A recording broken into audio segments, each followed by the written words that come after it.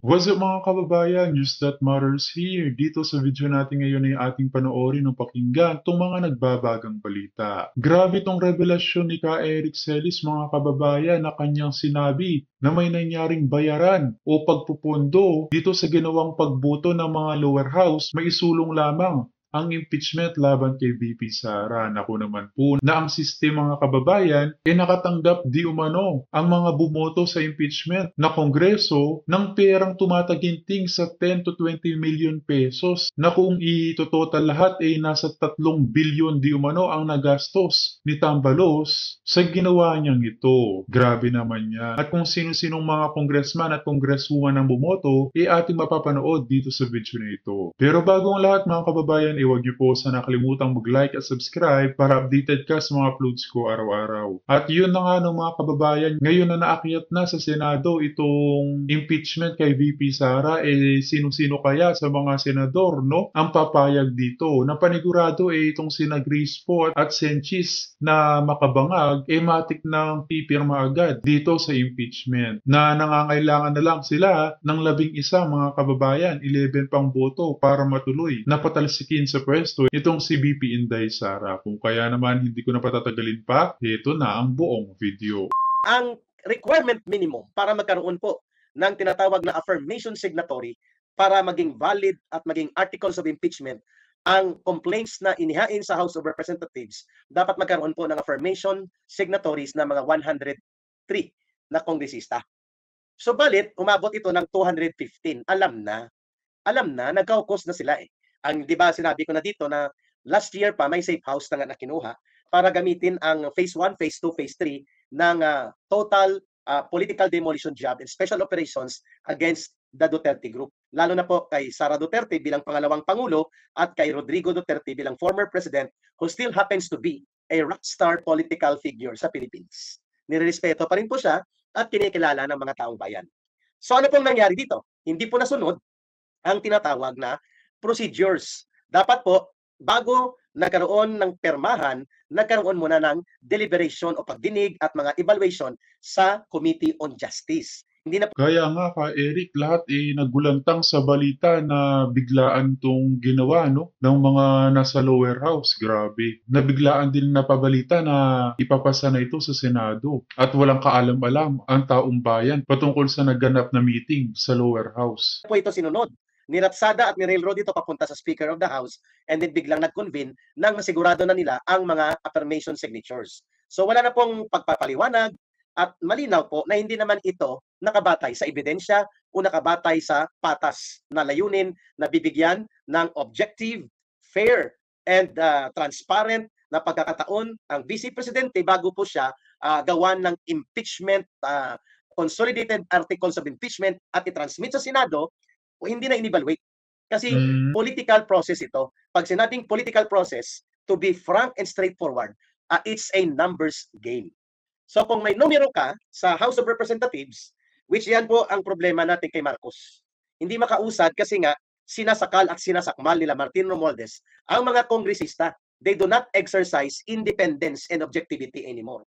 At alam natin na binubusalan sila ng pundo at sila ay ginagamitan ng kung ano-anong mga pagpapasaborno o paggamit ng pundo at pera na hindi naman pera ni Martin Romualdez at nila Marcos, kundi pera ng taong bayan. Alam naman natin yan.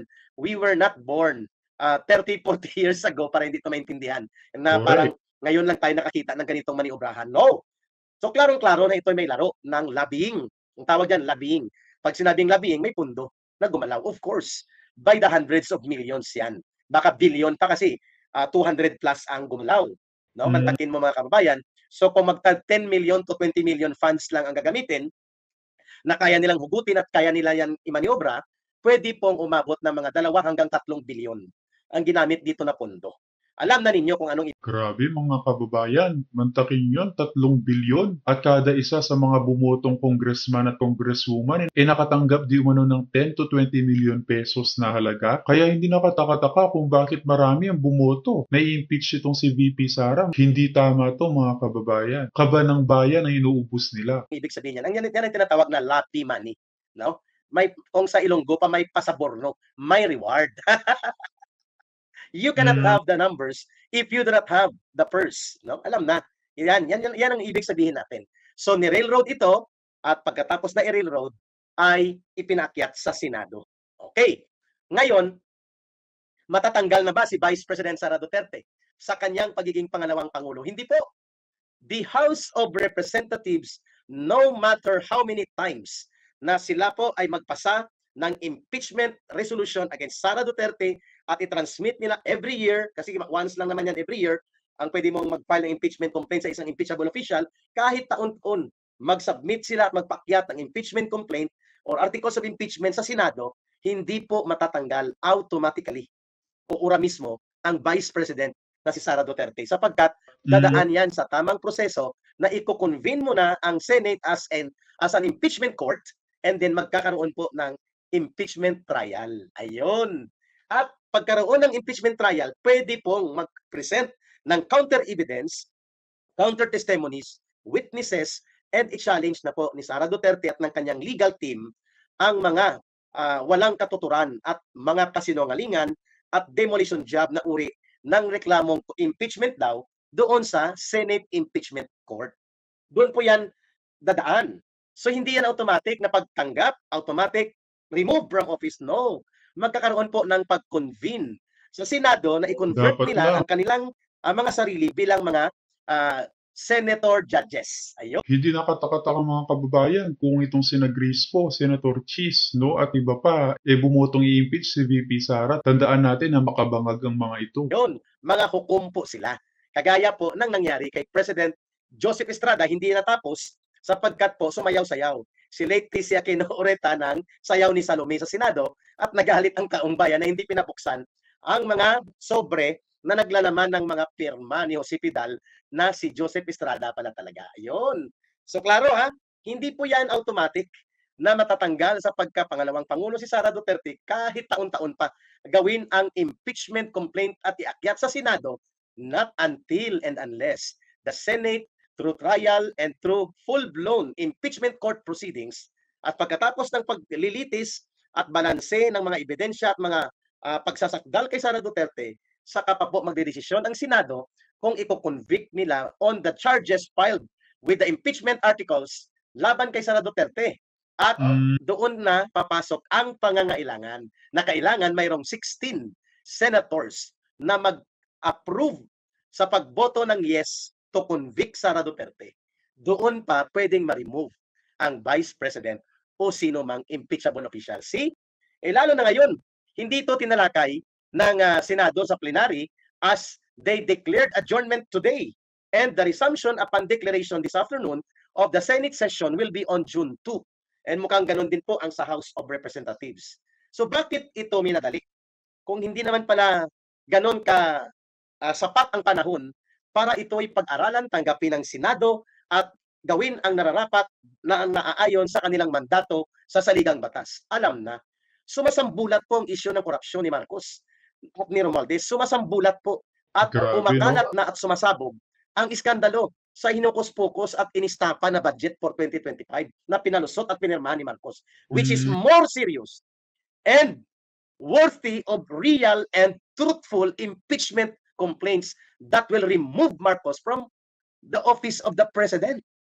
Kung ito po ay hindi lamang sasakmalin ang mga numero na manggagaling sa House of Representatives kasi ang complaints bago umakyat sa Senado, sigurado tayo na tanggal si Marcos sa pagkapangulo kung itong impeachment na ito ay ibabatay sa pagkuha nila at pagsakmal ng pundo ng PhilHealth na ngayon ay dinidinig sa Korte Suprema, bababanggap ng PhilHealth, kinuhanan pa ng 60 billion noong nakaraang taon at hindi may paliwanag saan ito napunta. At sabi ng Supreme Court, oops, mukhang hindi yan pwede.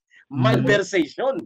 And that is a form of betrayal of public trust and culpable violation of the Constitution, which are two major grounds para matanggal si Marcos. Tama, no, mga kababayan, dapat nga si Bongit ang matanggal, hindi si VP Sara. Ano sa tingin niyo po doon? Paki-comment nga niyong opinion sa ating comment section ng ating mapag-usapan. Dahil kung akong tatanungin, sumusobra na ang kabangagan ng administrasyon ito at marami sa ordinaryong mamamayan ang lubos na naghihirap. So para yan ay mailihis, mapagtakpan at maitago, kailangan nilang magkaroon ng tinatawag na distraction. For you not to be the focus of attention in a situation that you are being put on the spotlight of a very negative and serious scandal of corruption, scandal of abuse of power, and incompetent na uri ng pamumuno, kailangan mo mag-create ng distraction. At ito po ang kanilang inihabol kaninang hapon. Malas nila, the Senate or the senators do not want to rock the role of the dance. They want to, nagagamitin nila sana ito, na iratsada rin sa Senado. Ayun, pumalpak. Naging tusi tuloy. Kasi aantayin pa ang June 2 unless magkaroon ng internal caucus sa Senado na itutulak ni Marcos sila Chis Kilay at kaya niyang kumuha ng 13 na quorum, meaning majority of the senators will convene the Senate as an impeachment court. At desisyonan nila na i-convene at i-proceed ang trial as an impeachment court ang buong Senado. Kailangan may 13 na mag-approve in a plenary session, special plenary session. Hindi natin alam kung papatulan ito ng Senado kasi may mga re-electionists, I think 7 or 8 ang or 6 ang re-electionists at mga ngampalya na sila next week. At kapag ikaw ay tumatakbo sa pang-nasyonal na halalan, kailangan mo ang mga swing votes or sway votes. At one of the sway votes na ayaw sa ganitong laro ng maruming politika nila Martin Romualdez at nila Marcos ay ang Iglesia ni Cristo. And I believe that the Iglesia ni Cristo can have a sway votes of not less than 3 to 4 million votes. Black voting yan nationwide sila. So, paano yan? Kung ako senador, i-risk ko ang aking kampanya at ang aking political na pakikipag-ugnayan sa mga sway vote groups like Iglesia ni Cristo na napakalaki po ng kanilang diskontento na inuuna ang laro ng maruming politika kaysa pag-aayos ng ating bayan. And yet, itinulak ni Romualdez ang kabastusan at kabulastugan sa impeachment na demolition job laban kay Sara Duterte. At sigurado tayo babantayan ito ng Iglesia ni Cristo at marami pang mga mamamayan. The Duterte black votes, no? Pagpalagay mo wala na si Digong. But the Duterte sympathizer votes, hindi rin po yan bababa. Siguro sa mga 8 to 10 million voters din ang nagkakaroon pa rin ng simpatya sa mga Duterte. At kung ito pong ginawa nila kay Sara Duterte, that 8 to 10 million remaining na mga botante na pwedeng bumoto at sumimpatya sa mga Duterte plus the 3 to 4 million Iglesia ni Cristo votes, kung ikaw ang senador, ayaw mong gamitin ang pagkakataong ito na nangangampanya ka pero dinudurog mo at pinapakialaman mo ang mandato ni Sara Duterte by acting as an impeachment trial court judge against the Vice President sa maniobra ng laro ng politika ng apoy na marumi ni Martin Romualdez at ni Marcos. Mahirap po yun. Ako, pwede niyong sitahin si Ka-Eric. If the votes of the Rodrigo Duterte in 2016 were 16 million votes at si Sara Duterte 32 million votes, ipagpalagay pa natin na nawala na ang kanilang bilib sa mga Duterte, but I don't believe na hindi aabot sa 10 million voters pa ang mayroong simpatya na ang kanilang framework ay Duterte brand of political leadership ang hinahanap nila. And this kind Ka-Eric, kung tatanungin mo ang mga nasa baba, no, ang mga nasa palengke, ang mga nasa kanto, gusto talaga nila maibalik na ang Duterte admin. Dahil ngayon nababahala na sila sa pagtaas ng bilihin at ang mga karahasan bumabalik na naman. of situation, putting Sara Duterte in a situation na hinaharas, iniipit, at winawasak ng maruming laro ng politika nila Marcos at Romualdez, I do not believe na ang 8 to 10 million votes na ito ay hindi makaka-apekto sa mga senador na tumatakbo plus Iglesia ni Cristo. That's mga 12 million votes at the minimum na hindi boboto sa'yo dahil mamarkahan kanila. Wala ito. Ano to? Mang-uupat at mang-uudyok ng kaguluhang politika at malamang nabayaran din ito ng mga lobby money. Diba? So that is a situation right now na mahirap magpatawag ngayon ng special plenary session for the Senate to convene a 13 senators minimum na 13 na senador para magkaroon ng quorum to legally constitute and resolve that the Senate will now become an impeachment court. To accept the trial, the hearing, and possibly the decision to make later on sa pagkakaroon ng impeachment trial sa Senado. So kailangan may 13 na senador na magtitipon-tipon, lalo na hindi mo yan pwede i-convene na hindi sila uupo in a special plenary session. Ngayong araw na ito, at pati po sa New York Times, pinatulan nila itong headline na ito, ang lahat ng mga oligarkong media na kontrolado ng mga malalaking negosyante at burokrata kapitalista na mga barkada ni Marcos at Romualdez. Ito po ang tinutukan mula sa telebisyon, dyaryo, online news services nila. Walang ibang laman kung hindi ang pagkaka-impeach daw kay Sara Duterte sa House of Tambaluslos. Pero walang epekto po yun. Kung si Isko Moreno pa, don't panic, it's organic. Hmm, Kalma lang tayo, kalma baby. Hindi pa po tapos at hindi pa nga nagsisimula, eh. Ito po ay mga preliminaries. Ibig sabihin po mga pakulo, mga pasakalye para lituhin at iligaw ang atensyon ng taong bayan. Kaya bibigyan natin ng analysis na maganda itong ating pag-uusapan tungkol sa impeachment. Okay, simulan na natin, ha. Medyo i-wave muna natin ang ating greetings para marami tayong mapag-usapan, then send in your questions and invite niyo po ang mga nanonood sa Facebook na ka Eric Jeff Celis. Facebook account ko po yan at pati po dito sa ka Eric Celis YouTube channel. Start! Okay.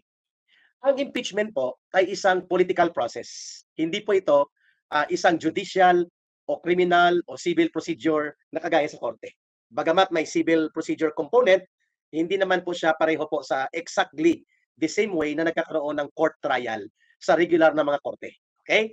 Ang operational word, ang impeachment po ay political process. hmm, Sapagkat ang layunin po nito ay hindi para maipakulong ang tinatarget o pinupuntuhan ng isang impeachment complaint at isang impeachment trial kung hindi tatanggalin sa kapangyarihan o sa kanyang posisyon.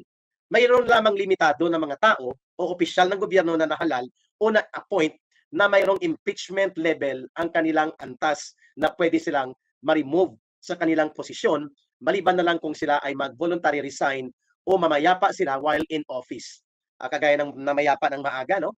Ang iniidolo ng ilang henerasyon ng kabataan na si Barbie Sue o si Daw Mings, si tama ba? Barbie Sue, hindi ko kilala. O si Sankay ng Meteor Garden. 48 years old lang siya.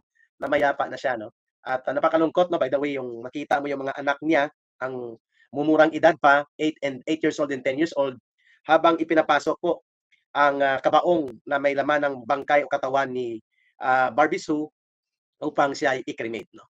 Life is too short and hindi mo malalaman kailan mawawala at babawiin itong buhay na ipinahiram sa atin. Sana matumino na si Marcos at sila Martin Romualdez at itigil na ang kabulastugan nila na ginagawa sa ating pamahalaan at mapiperwisyon nila ang buong bayan.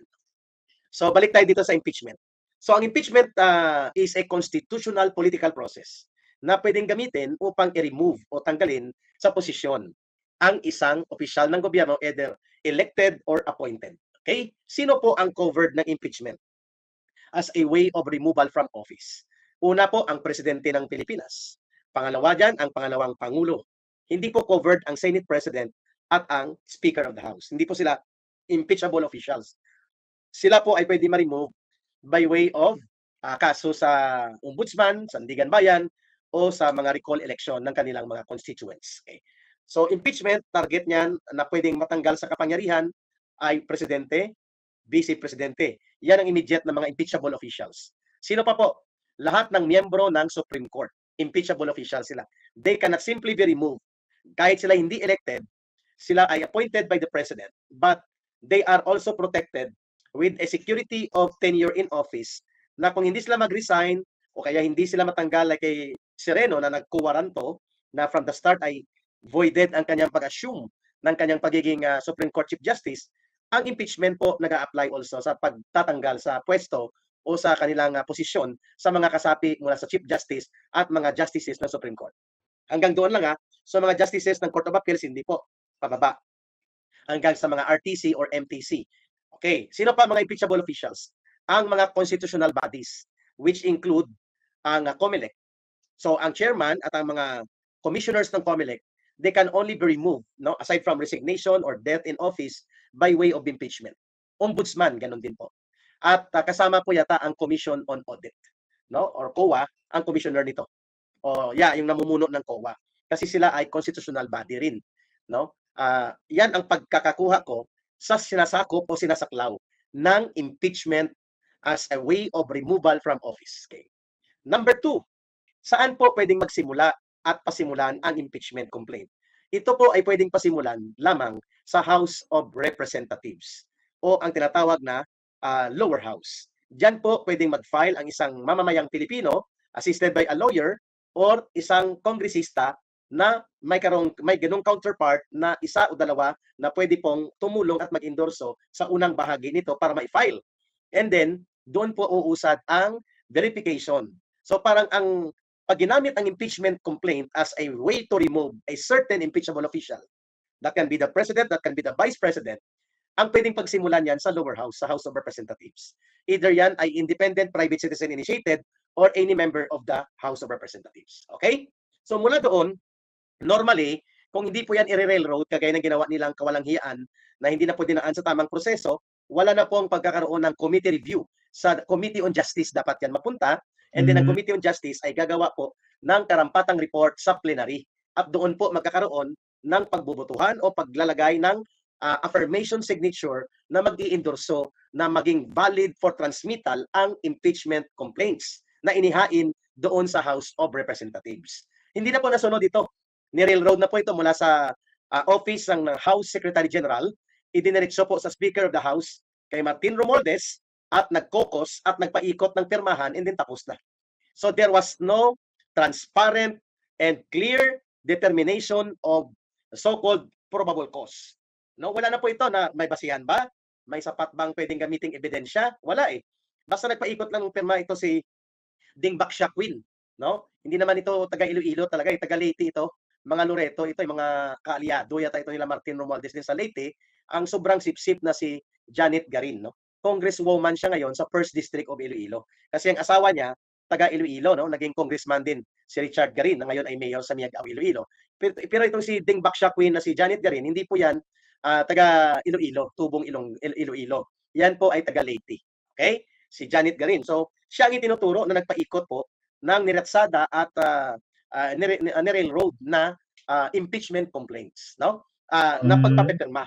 So, At yun na nga no, mga kababayan, narinig natin itong nagbabagang balita na hatid ni Ka Eric Celis. As always mga kababayan, kita na lang ulit tayo sa ating next vlog. Huwag niyo po sana nakalimutan mag-like at subscribe para updated ka sa mga uploads ko araw-araw. Maraming po salamat mga kababayan. Ingat and God bless.